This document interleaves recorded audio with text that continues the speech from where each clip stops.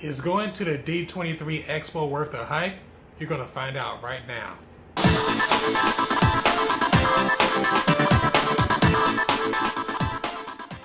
What is up, D3 fam? Welcome to this episode of D3. In this episode, we're going to talk about my experience at the D23 Expo. First, as usual, I would like to thank you all for your continued support of this channel. Remember, if you like what you see, go ahead and click that subscribe button below and become a member of the D3 family.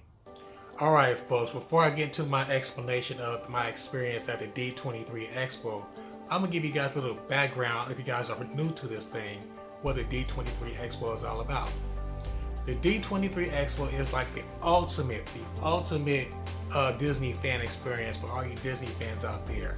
Pretty much all the Disney IPs are represented, like the Disney movies, you have Marvel, you have Star Wars, you have Pixar, you have Fox now. So everything Disney related, they're at this convention. It's very awesome. You can see all these cool celebrities and things like that. So they drop new movies that are going to be coming out pretty soon. And also most importantly, the new attractions that will be coming to all the Disney parks in the near future. So it's a very cool event. It happens like every 2 years. I don't know if they're going to do it every year now, based on it being so successful, but right now it's like a biannual event. So it's held at the Anaheim Convention Center here in California. So it's a very cool event. If you love Disney, I urge you guys to check it out. Alright folks, now let's talk about my experience itself at the D23 Expo. The Expo, like I said, is over a 3-day period. It's a Friday, Saturday, and Sunday, held near the end of the summer. This year, since it's my first time going to the event, I decided to try it like one day at a time. I just decided to do the Saturday session this time. I found out really quick I should have done all 3 days at the Expo, which probably would have made better sense. But since I was new to this, I decided to try like just one day at a time. But since I went on a Saturday, it was always, I think day one, Friday, they had the opening event and everything like that, which is really cool. But Saturday was like right smack in the middle of it.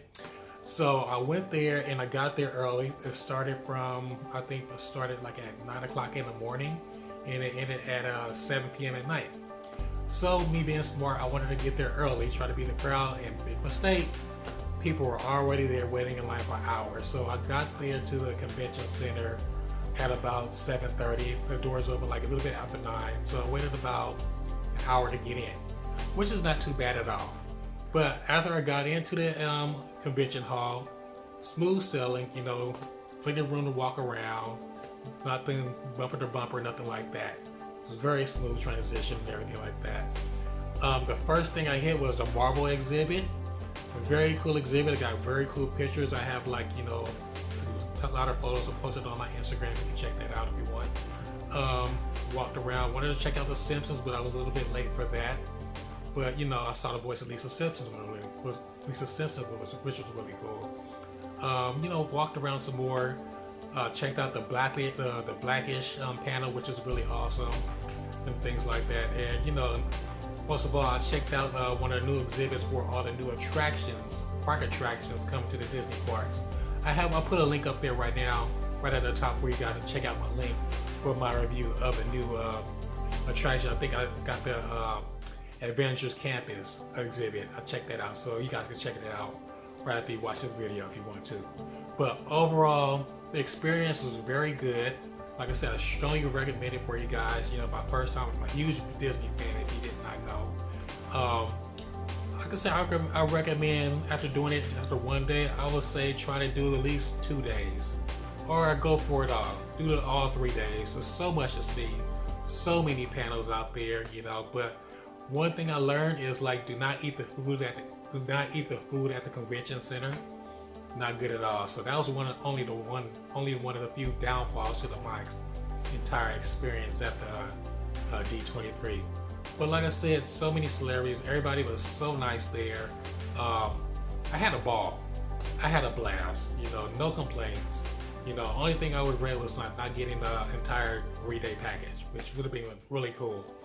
But I would do it again in a heartbeat. Like I said, if you do it every year, I'm there next year. But if they do it in 2021, I'll go back for it because I cannot wait to see what they have for the new panels and things like that. They have like, give you an example of some of the panels they have. They have some of the Imagineers. They have the people who created Galaxy's Edge there. They have a person, Joe Rogue, who's a really popular Imagineer, who designed Pandora over at